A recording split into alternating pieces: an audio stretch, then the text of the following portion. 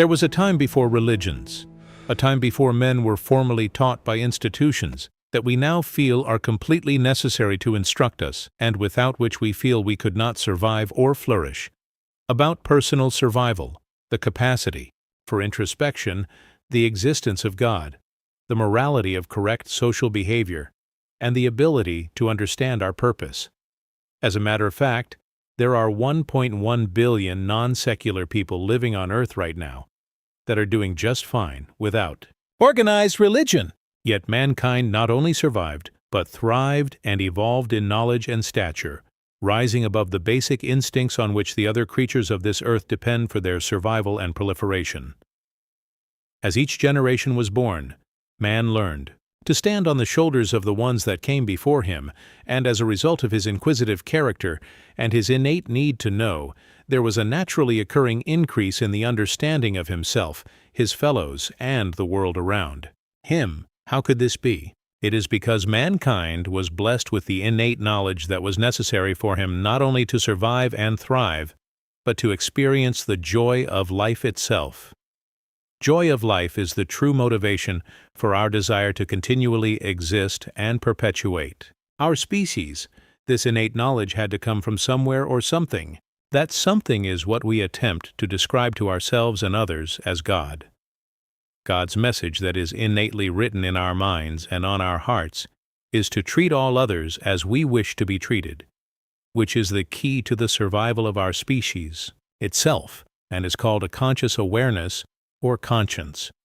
Conscious awareness conscience is the still, small voice of God that speaks to us all. Our conscious awareness, conscience, is the thing that guides us in our journey, helps us make correct choices, gives us the desire to continue to achieve new knowledge, and provides us with the inspiration to grow spiritually.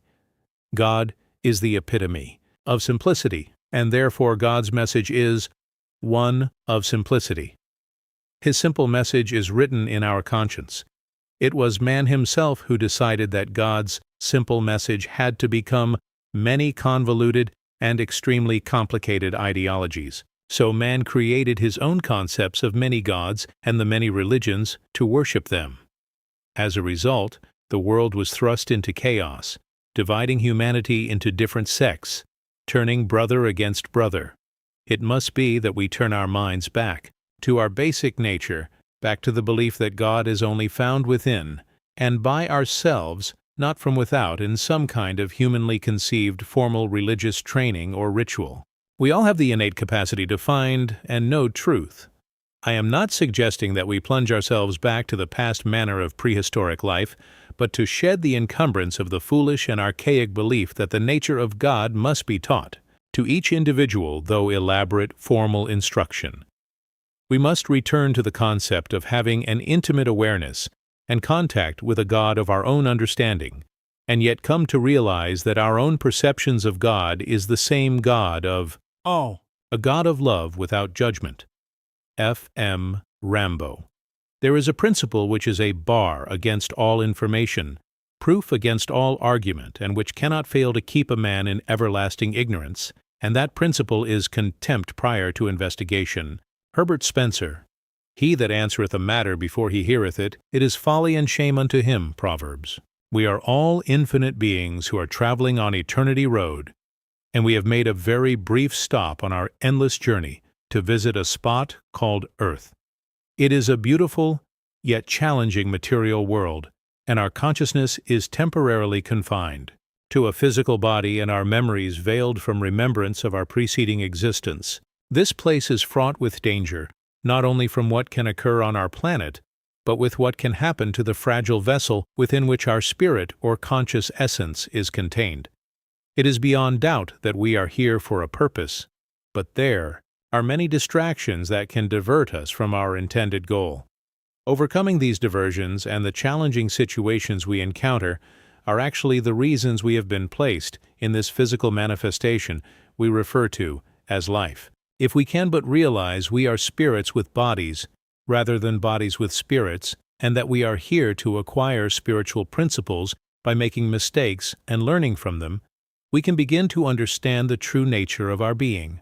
It is only by the continual maintenance of our spiritual condition and the establishment of a conscious contact with the creative force that sent us here that we will carry ourselves successfully through this phase of our existence and into the eternal realm to come.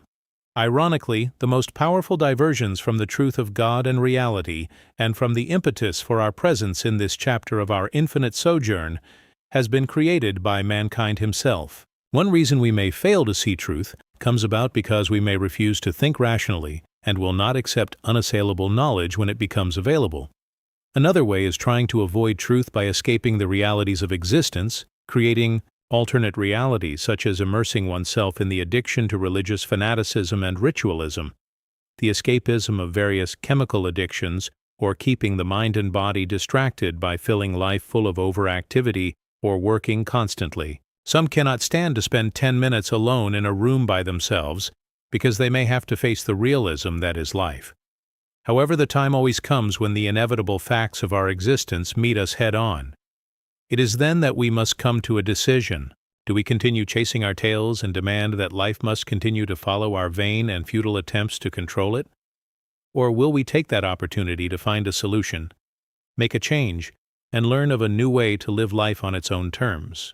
Will we take time to face the most important things in life, those things being our perception and conception of God, our relationship to Him, our purpose on this earth, and our mortality? Many have said that the truth of God's existence cannot be attained by logic and reason. I contend that the reverse is true, and that reasonable thinking is the only correct path to understanding God and man's relationship to God.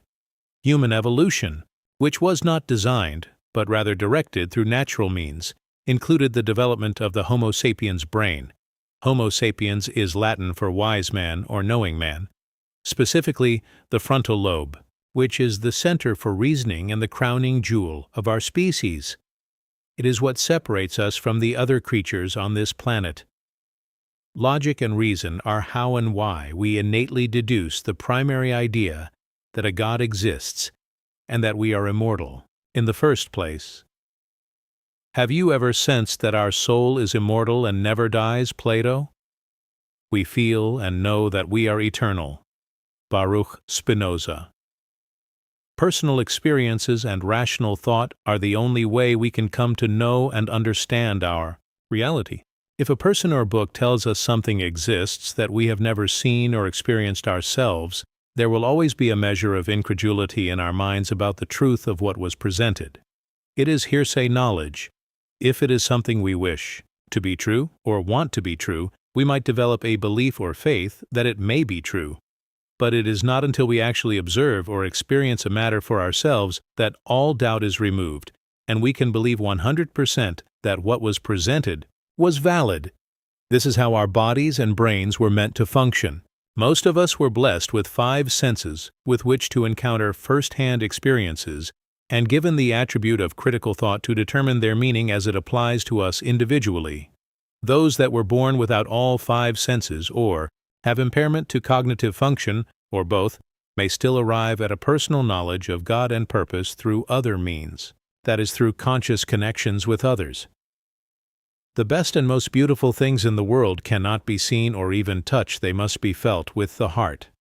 Helen Keller. Until that first-hand experience occurs, we are left with just wishful thinking. In some people, this wishful thinking becomes so powerful that it becomes a delusion, with a hearer or reader of the information presented to them through second-hand knowledge or experience becoming de facto evidence. They literally imagine that they have experienced the thing that was told to them as if they had experienced it for themselves firsthand. This is the point when this individual overrides their natural critical thinking and common sense with a belief that what was unseen by them must be a reality. They cease to exercise their own right to know something is valid, replacing it with another person's idea of reality. A human being is part of the whole, called by us universe. Apart, limited in time and space, he experiences himself, his thoughts and feelings, as something separated from the rest, a kind of optical delusion of his consciousness. This delusion is kind of a prison for us, restricting us to our personal desires and to affection for a few persons nearest to us. Our task must be to free ourselves from this prison by widening our circle of compassion to enhance all living creatures and the whole of nature in its beauty. Albert Einstein. In other words, a person who is fanatic in matters of religion and clings to certain ideas about the nature of God and the universe becomes a person who has no faith at all. Alan Watt. Billions of people on this earth have given over their will to the ideas of others without any substantial proof. I speak only for myself and no one else. I leave your decisions on these matters to you, the reader. The learned professors of religion have an agenda, for their goal is to have you think as they do. Free will is out the window. Let go of your attachment to being right, and suddenly your mind is more open. You're able to benefit from the unique viewpoints of others without being crippled by your own judgment. Ralph Marston. To profit from this path will require open-mindedness and serious consideration. Unfortunately, open-mindedness and consideration of new or differing ideas is not prescribed or advised by the writings and teachings of Judaism, Christianity, or Islam. Before someone makes the claim that I, an upstart religious leader of my own, let me assure you that I humbly stand on the shoulders of intellectual giants and entertain no idealization of claiming to be a paragon of spirituality or a prophet of God. Actually, most of the ideas presented and discussed in this book are not new ideas or new age, but have been postulated by many brilliant and enlightened men from the past, some of these concepts existing for thousands of years. Close-mindedness and refusing to avail oneself to ideas that dispute or disagree with the ideology of these three theologies are one of their major shortcomings. These religions actually inhibit the ability for rational thinking and cause people to reject any different opinions of philosophical thought. These religions are also extremely effective in their mind control, convincing people under their power that they were forewarned in the Scriptures that, in the end, times there will come those that attempt to dissuade the faithful from their beliefs by claiming rational thought and new scientific knowledge represent truth, that these heretics are insidiously trying to dispel their faith in a particular conception of God. They are warned by threats of eternal punishment not to listen to ideas other than their own. Sound familiar? Exactly, like the mythological God of the Garden of Eden telling the supposed first human inhabitants of earth, Adam and Eve, not to partake of the fruit from the tree of knowledge, or they would surely die that day, in order to keep them in everlasting ignorance, so that the two would believe only what they were told by this God. As a result, the modern, mainstream monotheistic religions are also still attempting to keep their flocks in everlasting ignorance.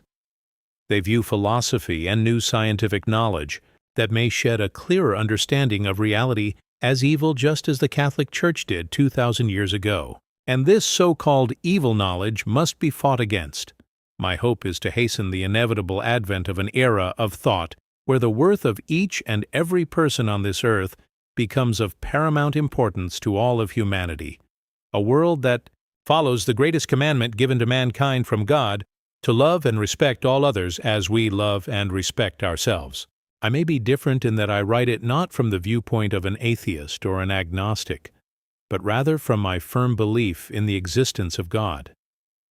This personal knowledge was gained by raising my conscious awareness through my observations, life, experiences, intensive study of history, philosophy, many cultures and religions, and also by following the admonition of enlightened men to practice contemplative meditation.